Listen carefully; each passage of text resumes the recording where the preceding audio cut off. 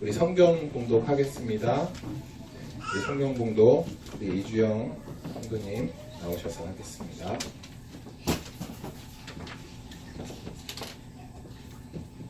오늘 함께 보실 말씀은 창세기 11장 4절에서 9절입니다. 창세기 11장 4절에서 9절.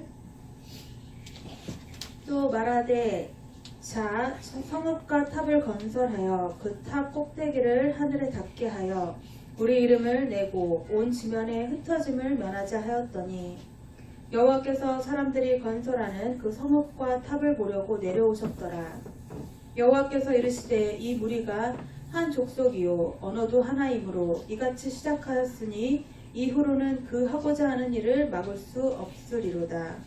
자 우리가 내려가서 거기서 그들의 언어를 혼잡하게 하여 그들이 서로 알아듣지 못하게 하자 하시고 여호와께서 거기서 그들을 온 지면에 흩으셨으므로 그들이 그 도시를 건설하기를 그쳤더라. 그러므로 그 이름을 바벨이라 하니 이는 여호와께서 거기서 온 땅의 언어를 혼잡하게 하셨음이니라. 여호와께서 거기서 그들을 온 지면에 흩으셨더라. 아멘. 네, 감사합니다.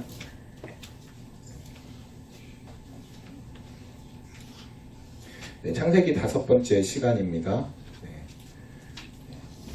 후딱 갔습니다. 11장. 네. 제가 너무 이렇게 빨리 진도를 빼는 게 아닌가라는 생각이 드는데 네, 감사합니다. 기억하시죠? 지금 네, 많이 안 나오셔서 누구한테 물어봐야 될지. 네.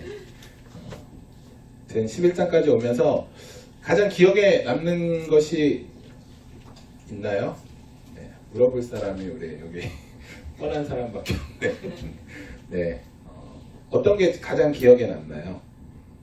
제가 이 맥락을 하나 가지고 계속 창세기 1장부터 11장까지 갖고 왔어요. 이 주제. 저는 창세기 전체를 이 한 주제에 맞춰서 보고 있는데 제가 지금 얘기하는 1장부터 지금 11장까지 계속해서 반복적으로 얘기하는 건 하나님과의 동행입니다. 하나님과의 동행. 계속해서 이 하나님과의 동행의 관점으로 우리 여러분들이 함께 따라와 주시면 감사하겠습니다. 그 홍수 사건 이후로 셈, 함, 야벳에 의해서 온 땅 가운데 사람이 퍼지게 됩니다.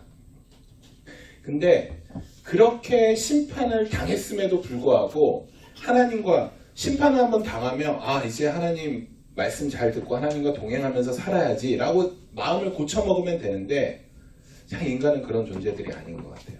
고쳐먹지 못하고 계속해서 하나님을 떠난 삶을 살아가기 시작합니다. 그런 사람들이 결국에 어마어마한 것을 만들어내요. 하나님과 동행하기를 거부하던 사람들이 굉장한 것을 만들어내는데 그것은 오늘 본문에서 이야기하는 바벨입니다.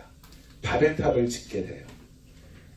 그러니까 홍수 심판, 제가 지난주부터 얘기했던 그 홍수 심판은 홍수 심판에서 끝이 난다라고 얘기하지 않았죠. 이 홍수 심판의 시작으로 인해서 이 홍수 심판을 보여주심으로 인해서 예수 그리스도의 그 구원의 사역을 보여주셨다라고 제가 지난주에 이야기했습니다. 동일하게 오늘 이 바벨탑 사건, 바벨탑으로 인한 하나님의 심판과 저주에서 끝이 나는 것이 아니라 이 바벨탑을 통해서 새로운 하나님의 역사를 보여주시는 것으로 하나님이 성경을 연결하고 있어요. 그러니까 우리는 성경을 볼 때 어떤 한 장면만 보고 이 장면에서 끝을 내면 안 되고 이 장면을 통해 하나님이 무엇을 말씀하고 있는가, 그리고 이 장면을 통해서 어떻게 하나님이 이 성경의 역사를 이뤄가고 있는가, 우리가 이런 관점으로 성경을 볼 필요가 있습니다. 그래서 오늘은 약간 좀 제가 걱정이 돼요. 막 왔다 갔다 해야 되거든요. 구약과 신약 왔다 갔다 해야 돼서 잘 쫓아오시면 좋겠습니다. 그 사도행전 1장, 2장을 보면 새로운 시대를 맞이하는 굉장히 중요한 사건들이 일어나게 됩니다. 특히 사도행전 2장을 보면 오순절의 역사가 나타나요. 오순절의 역사. 우리가 흔히 이렇게 착각하는 것이 이 오순절의 역사, 오순절이라기보다는 그 오순절은 성령의 강림주일로 이렇게 바꿔서 이렇게 생각하는데 오순절은 이미 있었던 절기예요. 그 이미 있었던 절기에 성령의 강림으로 인해서 그런 놀라운 역사가 일어났는데 그 오순절의 역사, 성령의 강림하는 그 역사에 제자들이 설교를 하게 돼요. 제자들이 설교를 할 때 각 지방, 15개의 지방에 있는 사람들이 제자들은 아람어로 이야기했는데 그 15개에 있는 지역의 사람들이 다 자기네 언어로 듣기 시작합니다. 그러니까 쉽게 얘기해서 저는 지금 한국말로 얘기하는데 듣는 사람들이 스페인어로 알아듣고 영어로 알아듣고 힌두어로 알아듣고 이렇게 하는 것이에요. 되게 놀라운 역사죠. 성경에서는 15개의 지역이라고 이야기했는데 이 당시 15개 지역은 한마디로 전 세계를 가리키는 것이에요. 그러니까 전 세계에 있는 사람들이 각자의 언어로 제자들의 설교를 들었다는 것입니다. 이것이 중요한 것입니다. 이것을 들을 때 우리가 딱 생각나야 하는 것이 있어요. 이 이야기를 들을 때 딱 생각나는 것이 바로 오늘 본문이 생각나야 됩니다. 그러니까 정반대의 상황이었던 거죠. 바벨탑은 오늘 본문에서 보면 4절에 보면 바벨탑을 만든 이유가 나옵니다. 4절에 바벨탑을 만든 이유는 자신들의 이름을 내기 위해서 바벨탑을 지었어요. 그리고 온 지면에서 흩어짐을 면하기 위해서 바벨탑을 지었다라고 이야기를 하고 있습니다. 그러자 하나님이 그런 이유로 바벨탑을 지은 사람들의 언어를 혼잡하게 하세요. 그리고 그 사람들, 모여있는 그 사람들을 다 흩으시는 일들을 오늘 성경은 기록하고 있습니다. 그러니까 하나님께서 이 바벨탑이 죄인 이유는 가장 첫 번째 중요한 거는 어떤 이유냐면 하나님이 노아의 홍수로 인해서 노아에게 약속을 하세요. 내가 더 이상 너희들에게 물로 심판하지 않겠다. 두려워하지 마 노아야. 내가 물로 심판하지 않겠다. 약속을 주셨어요. 그런데 하나님의 이 언약의 말씀, 이 무지개 언약의 말씀을 이 사람들이 신뢰하지 않았던 것이에요. 또 하나님이 심판하실 거야. 또 하나님이 우리에게 심판을 내리실 거야. 우리 흩어지지 말자. 우리 더 모여서 하나님보다 더 크게, 하나님보다 더 높은 곳으로 가자. 그런 인간의 욕심, 하나님처럼 되고자 하는 아담이 지었던 하와가 하나님처럼 되고자 선악과를 따먹었던 것처럼 이 바벨탑을 지은 이 사람들도 하나님처럼 되고자 탑을 쌓기 시작했던 거예요. 하나님의 그 언약, 하나님의 약속을 신뢰하지 않았던 것입니다. 이 사건이 바로 오순절 사건과 대비되게 되는 것이죠. 그러니까 예수님이 승천하시기 전에 예루살렘을 떠나지 말고 내게 들은 바 아버지께서 약속하신 것을 너희는 기다려라 라고 예수님이 말씀을 하셨어요.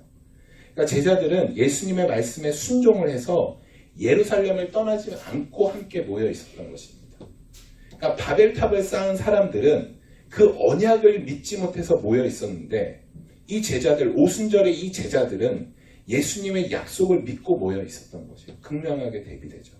또 하나는 이 탑을 쌓은 사람들은 자기 이름을 내기 위해서 모여 있었던 것입니다. 자기의 이름을 내기 위해서 탑을 쌓던 것이죠.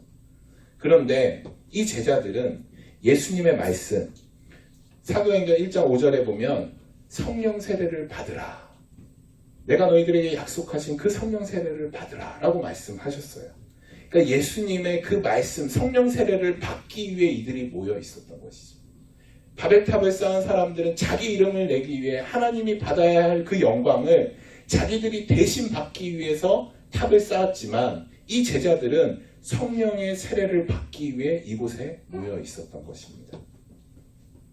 그러니까 오순절 사건은 전 세계에 있는 사람들이 한 곳으로 모였는데 제자들이 자기의 언어로 설교할 때 그 사람들이 그 언어를 다 듣게 되는 것입니다.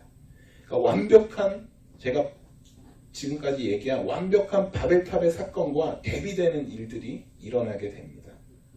그리고 예수님이 승천하시고 새로운 시대를 맞이하는 사도행전의 역사에 이 오순절, 이 사건, 극명히 대비되는 바벨탑 사건과 오순절 사건을 사도행전 그 1장, 2장에 의도적으로 넣고 있어요. 그것이 무슨 의미인가? 왜 이렇게 대비되는 이 사건을 새로운 시대를 열어가는, 예수님이 승천하시고 새로운 시대를 넘어가는 가장 첫 부분에 이 사건을 넣었구나. 우리가 이 의미를 살펴봐야 할 것 같습니다. 그러니까 하나님께서 바벨탑에 있었던 그 심판과 저주를 이 오순절, 이 사건, 이 역사에서 완전히 끊어버리셨어요. 완전히. 바벨탑에서 이어오는 그 저주가 오순절 사건 때 완전히 끊어버리는. 그렇다면 이 의미는 무엇인가? 이 끊긴 의미, 이 오순절의 의미는 무엇인가? 한번 보도록 하겠습니다. 오순절 역사는 인간이 스스로 영광을 받고 자기 이름을 내기 위해 지어 심판받았던 바벨탑 사건의 저주가 끝이 난 거를 이야기하는데 어떤 저주가 끝이 난 걸까요? 그러니까 바벨탑에 그렇게 자기의 이름을 내고 했던 그 저주와 심판이 끊겼다는데 어떤 저주, 그것이 무슨 저주이기에 끊긴 걸 이야기할까요? 그러니까 제가 오늘 이 얘기를 이거를 순차적으로 이제 해오는데 딱 맞아 떨어져요. 시기가. 지난주 5월 10일이 주님이 승천하신 날이에요. 부활절로부터 40일 지난 뒤 주님이 5월 10일 날 이제 승천하셨죠. 그리고 이제 앞으로 10일이 지나면 우리 오순절을 맞이하게 됩니다. 그러니까 시기적으로 너무 잘 맞는 말씀인 것 같아요. 감사하게. 여러분 오순절이 어떤 날인지 아시나요? 오순절? 우리가 말은 많이 들었는데 오순절에 대해서 정확히 아는 분은 없는 것 같아요. 이스라엘에 우리가 성경을 보면 절기가 많이 나오잖아요. 절기가. 근데 이거를 너무 복잡하게 생각하시면 안 돼요. 말이 막 다를 뿐이지 되게 심플합니다. 그러니까 이 절기를 두 가지 구분해서 보시면 돼요. 출애굽과 농사와 관련지어서 이 절기를 구분해서 보시면 돼요. 그러니까 출애굽과 관련해서는 6월절이 있어요. 6월절. 그리고 6월절 바로 다음 날부터 또 있는 7일 동안 이어지는 무교절이라는 날이 있습니다. 이건 첫 번째로 이렇게 하나로 보시면 돼요. 두 번째는 77절과 오순절이 있어요. 똑같은 말입니다.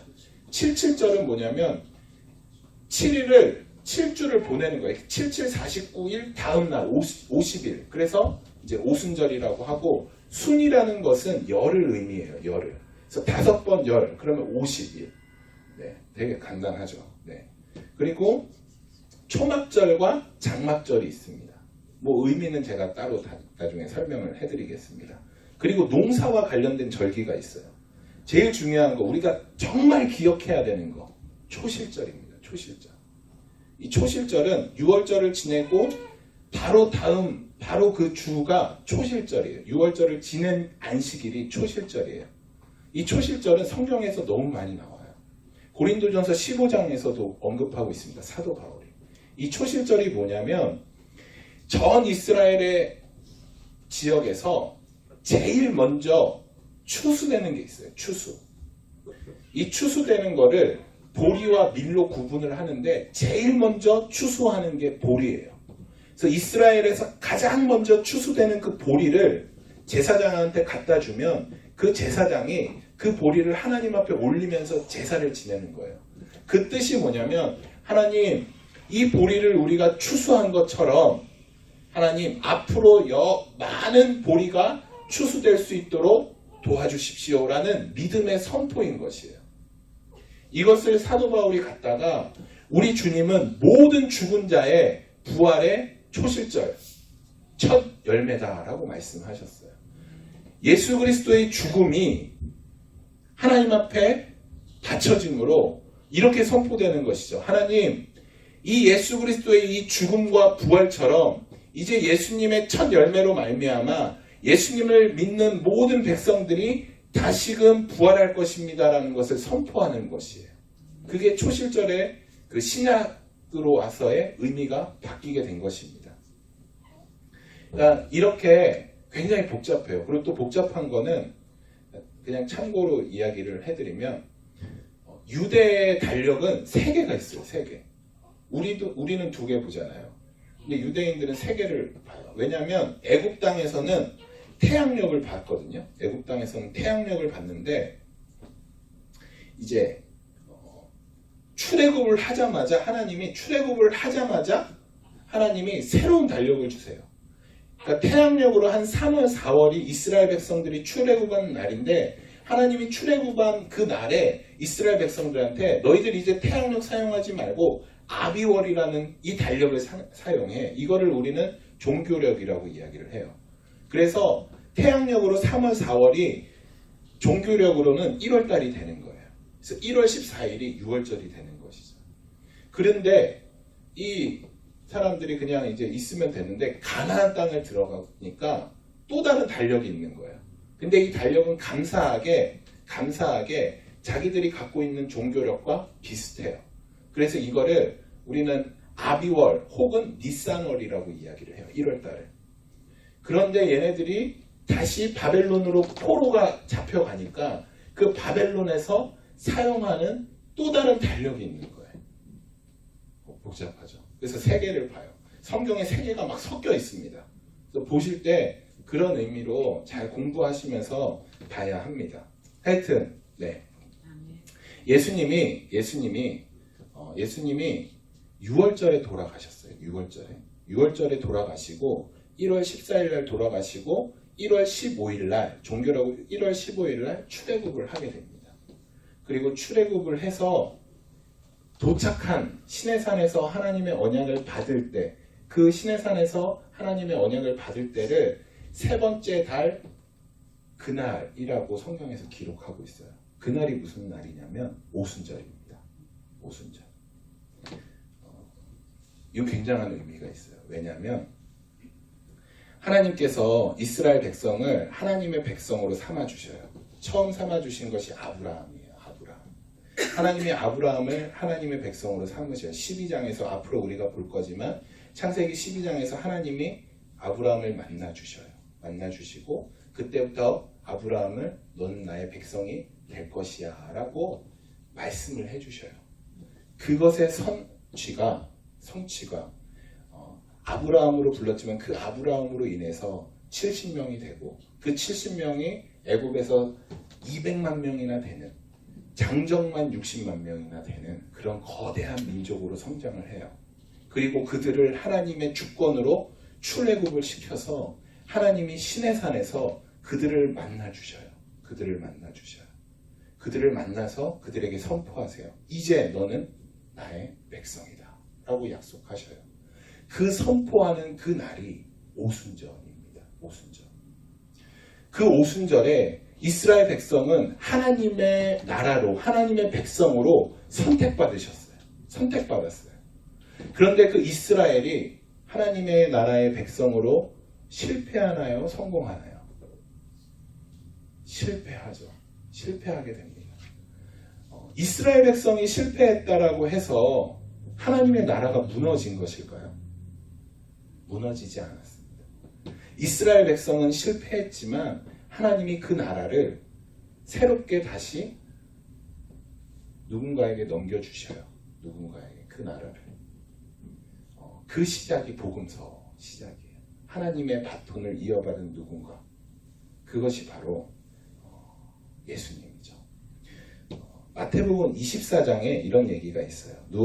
무화과 나무의 비유를 배우라. 그 가지가 연한 가지고 잎사귀를 내며 여름이 가까운 줄을 아나니 이와 같이 너희도 이 모든 일을 보거든 인자가 가까이 곧 문 앞에 이른 줄을 알라. 마태복음에서는 인자라고 기록이 되어 있어요.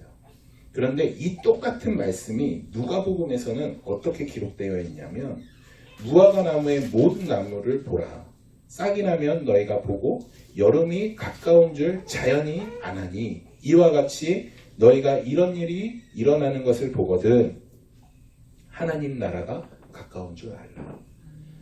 누가복음은 사도행전 쓴 누가복음과 사도행전을 기록한 저자죠. 그러니까 누가복음과 사도행전은 이 관점, 예수님이 하나님 나라다라는 관점으로 봐야 합니다. 이게 성경을 복음서를 잘 조화롭게 잘 보셔야 되는 이유가 이런 것입니다. 그러니까 누가복음과 사도행전에서 가장 예수님의 그 역할을 가장 중요하게 보는 역할을 하나님 나라로 보고 있어요. 이스라엘은 실패했지만 그 이스라엘이 실패한 그 하나님의 나라의 바톤을 예수 그리스도께 넘겨줬습니다. 그리고 예수님이 이 땅 가운데 오셔서 완벽하게 어떤 것도 흐트러짐 없이 완벽하게 그 하나님의 나라를 완벽하게 이루셨어요. 완벽하게. 믿으시죠? 네. 그런데 문제가 생겼어요. 하나님의 나라를 예수 그리스도가 완벽하게 이루셨는데, 그래서 예수님이 이 땅 가운데서 하나님 나라를 쫙 번창시키면 좋을 텐데, 예수님이 그 사역을 33년만 하셨어. 그리고 하늘나라로 승천하셨습니다. 네. 여기서 문제가 생기는 거예요. 그 재밌는 거는 뭐냐면, 예수님이 공생의 시작이 어디서부터인가요? 공생의 시작. 광야에서 시작을 해요. 똑같이 이스라엘 백성이 하나님의 나라를 실패했던 게 어디서부터 실패했나요? 광야에서 실패를 했어요. 예수님이 광야에서 공생애를 시작하시는, 사단의 시험을 받으시는 그기부터 시작하신 것이 하나님의 나라를 완전히 회복시키기 위한 그 성경의 의도인 것입니다. 그 사단의 시험 3가지를 받으셨는데, 광야에서 받으셨는데, 이스라엘이 시험당한 것과 똑같은 것이에요. 예수님이 그 시험을 완벽하게 이기셔요. 완벽하게. 그러니까 똑같은 시험을 받았지만 예수님은 하나님 나라로서 그 시험을 완벽하게 이기시는 거죠. 이것이, 그리고 그 사단의 시험을 광야에서 쓰여진 신명기 말씀으로 다 이기셔요. 사단의 시험. 그러니까 예수님은 이스라엘이 무너졌던 그 자리에서 다시금 하나님의 나라를 차근차근 세우시는 것입니다. 그리고 예수 그리스도가 그 십자가상에서 다 이루었다. 하나님의 나라를 다 이루신 것입니다. 그리고 승천을 하셨어요. 거기서 이제 문제가 생겨나는 것입니다. 그러니까 예수 그리스도가 승천하시면서 다시 이 바톤을 누구에게 넘겨줘야 돼요. 이스라엘이 실패해서 다시 예수 그리스도께 바톤을 넘겨줬지만, 그 예수 그리스도가 승천하심으로 그 바톤을 누군가에게 넘겨줬어요. 누가복음은 어떻게 시작을 하냐면, 예수 그리스도의 사역을, 다른 복음서들은 예수 그리스도가 세례받을 때, 세례 요한에게 세례받을 때 성령이 임했다고 얘기해요. 근데 누가복음은 그렇게 기록하지 않습니다. 한번 찾아보셔요. 누가복음에서는 예수 그리스도께서 세례받을 때, 세례받고 기도할 때 성령이 임했다라고 이야기해요. 세례를 받고 기도할 때 성령이 임했어요. 사도행전도 똑같습니다. 그 하나님의 백성들, 제자들이 기도할 때 성령이 임하게 돼요. 이 패턴입니다. 이 패턴. 그러니까 오순절에 성령의 역사, 기도하면서 성령의 임재가 일어날 때 예수 그리스도의 그 하나님 나라의 바톤이 교회로 옮겨지게 되는 것이에요. 제가 지금까지 이거 얘기하려고 지금 이렇게 힘들게 왔습니다. 이제 쉽습니다. 너무 어려웠죠, 그때까지. 근데 이 관계를 잘 알아야 돼요. 그래야지 우리가 성경을 볼 때 무작정 보지 않습니다. 이게 성경은 하나님의 의도와 하나님의 연결, 이 모든 구약의 구원의 역사가 갈고리처럼 섞여 있어요. 이것을 우리가 볼 때 하나님이 주시는 은혜가 더 큰 줄 믿습니다. 네. 그래서 하나님이 예수 그리스도로 말미암아 바톤, 하나님의 나라를 예수 그리스도가 그걸 이루시고 그 바톤을 다시 교회에게 넘겨주게 됐습니다. 바벨탑 사건에 있었던 그 심판과 저주가 무엇이냐면 언어가 모두 흩어지게 된 것입니다. 하지만 하나님께서 그 언어를 하나로 만들어주시고 하나 되게 하셨습니다. 재밌는 거는 오순절 사건 때 3,000명이 회개하고 돌아오게 돼요. 시내산에서 어떤 역사가 있었냐면, 시내산에서 하나님으로부터 모세가 율법을 받기 위해서 40일 동안 올라갔을 때 사람들이 그 안에서 우상을 만들어요. 그때 죽은 인원이 3,000명이에요. 하나님이 그대로 구약 오순절 사건 때 3,000명을 다시금 회복시켜 주시는 것이에요. 이것이 바벨탑과 시내산과 오순절 사건이 긴밀하게 연결되어 있는 것입니다. 그래서 구약에서는 자기가 왕이 되고자 스스로 왕으로 자처한 인간들은 심판과 저주를 받게 됩니다. 하지만 오순절에 성령의 임재함으로 그 심판과 저주가 끊기게 됩니다. 왜냐하면 이 땅 가운데 하나님의 나라가 이루어졌기 때문입니다. 아멘. 누가복음 17장 20절에서 이렇게 이야기하고 있어요. 바리새인들이 이렇게 질문을 해요. 하나님의 나라가 어느 때에 임합니까, 예수님? 하나님 나라는 어디에 있습니까? 질문을 해요. 예수님이 이렇게 대답하십니다. 하나님 나라는 여기 있다 저기 있다 하는 것이 아니라 너희의 마음 가운데 있느니라. 여러분, 하나님 나라는 우리 마음 가운데 있습니다. 또 이 땅 가운데 이루어지고 있습니다. 우리 예수님이 처음 하신 설교가 누가복음에 기록되어 있습니다. 너무 감사하게도 예수님이 처음 하신 이 설교, 인용하신 이사야 말씀이 저희 교회 주제 말씀이에요. 너무 감사하죠? 예수님이 이렇게 말씀하셨어요. 선지자 이사야의 글을 드리거늘 책을 펴서 이렇게 기록된 데를 찾으시니 곧 주의 성령이 내게 임하였으니 이는 가난한 자에게 복음을 전하게 하시려고 내게 기름을 부으시고 나를 보내사 포로된 자에게는 자유를 눈먼 자에게는 다시 보게 함을 전파하게 하려 하심이니라. 책을 덮어 그 맡은 자에게 주시고 앉으시니 회당에 있는 자들이 다 주목하여 보더라. 이에 예수께서 그들에게 말씀하시되 이 글이 오늘 너희 귀에 응하였느니라. 아멘. 아멘이시죠? 예수님이 이렇게 말씀하셔요. 응하였다라고 말씀하셔요. 하나님의 나라가 이 땅 가운데 임할 때 가난한 자가, 포로된 자가, 눈먼 자가 자유케 되는 것입니다. 이것은 예수님의 말씀으로 말미암아, 예수님이 이 땅 가운데 오심으로 말미암아 응하게 되었어요. 더 이상 우리는 어떤 저주에도 있지 않습니다. 가난한 자에게 자유가 선포되어지고 묶인 자에게 풀림이, 모든 자유가 우리에게 예수 그리스도로 말미암아 임하게 된 것입니다. 모든 저주가 끊겼어요. 구약으로부터 전해졌던 모든 저주가 예수 그리스도로 말미암아 끊기게 된 것입니다. 그런데 너무 가슴 아프게 아직도 그 저주 아래 사는 사람들이 너무 많아요. 너무 많아요. 저희 교회 이름이 뭐죠? 복음교회입니다. 복음교회. 우리의 역할은 그럼 뭘까요? 이 복음으로 말미암아 아직도 저주에 사로잡혀 있는 사람들에게 복음으로 말미암아 정말 기쁜 소식을 전하는 것입니다. 여러분, 이 패턴으로 나가시면 좋을 것 같아요. 내 마음이 높아지고 주인이 되려는 마음을 내려놓고 회개하면서 기도하고 그리고 성령의 임재가 나타날 때 우리는 하나님의 나라로 내 삶 가운데 성령님께서 그 하나님의 나라의 삶을 살게 하시는 것입니다. 그런 축복을 우리가 전해야죠. 그렇죠? 우리만 누릴 게 아니라 전해야 됩니다. 전해야 돼요. 여러분은 이렇게 믿는 사람들끼리 우리끼리만 있어서 잘 모르시겠지만 제가 전도여행을 다니다 보면 아직도 저주 아래 놓여 있는 사람들이 많아요. 예전에 빨간 펜으로 이름 쓰면 빨리 죽는다 그래서 빨간 펜으로 이름 쓰면 엄청 막 뭐라 그랬잖아요. 아직도 빨간 펜으로 이름 쓰면 그 저주가 두려워서 벌벌 떠는 사람이 있습니다. 아직도 그 저주, 나에게 닥칠 그 저주가 두려워서 부적을 써놓고 비계맡에 담아두는 사람도 아직도 그렇게 있습니다. 누가 저주의 말을 하면 그 저주의 말이 나한테 이루어질 것들을 두려워해서 그 저주의 말을 듣고 벌벌 떠는 사람들이 아직도 있습니다. 여러분, 그것은 사단의 속임입니다.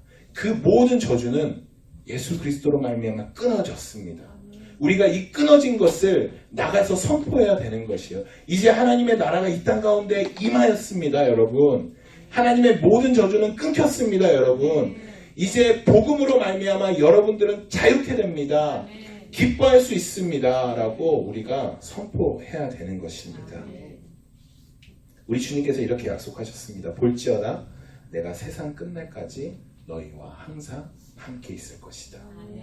바벨탑에 있었던 그 사람들은 그 하나님의 약속을 신뢰하지 못하고 바벨탑을 쌓았지만 우리는 그 하나님의 언약을 붙들고 주님이 나와 함께 하신다라는 그 언약의 말씀을 붙들어서 이 땅 가운데서 저주로 인해 아직까지 벌벌 떨고 있는 그 사단의 묶인 가운데 있는 사람들에게 하나님의 나라를 선포하고 예수 그리스도의 복음을 선포하는 그런 우리의 모습이 되기를 소망합니다. 그것이 바벨탑을 보여주신, 그리고 이 바벨탑 사건으로 말미암아 오수절날 이 하나님의 나라가 어떻게 선포되어졌는지, 어떻게 저주가 끊겼는지를 하나님께서 이 바벨탑 사건을 통해서 보여주시는 것입니다. 여러분 삶 가운데서 두려워하지 마시기를 소망합니다. 멋지게 이 세상 가운데 하나님의 나라를 선포하며 나아가시기를 간절히 소망합니다. 우리 함께 이 시간 같이 기도하겠습니다. 우리 잠시 기도하실 때 이렇게 기도하시면 좋을 것 같아요. 하나님, 내가 더 이상 그 어떤 저주, 그 어떤 것도 내가 두려워하지 않기를 소망합니다. 나에게 예수 그리스도로 말미암아